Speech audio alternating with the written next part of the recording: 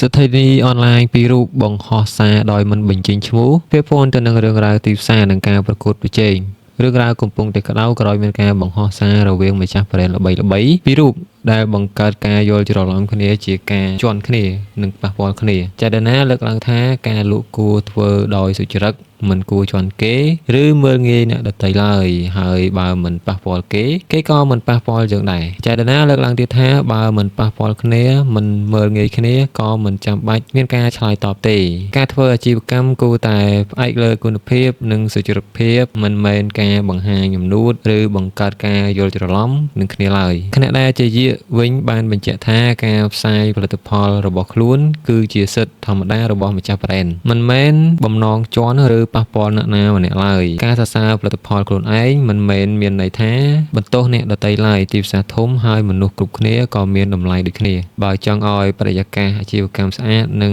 រីកចម្រើនគូគ្រប់គ្នានឹងនិយាយគ្នាដោយហេតុផលនិងបង្ហាញតាមសមត្ថភាពជាក់ស្ដែង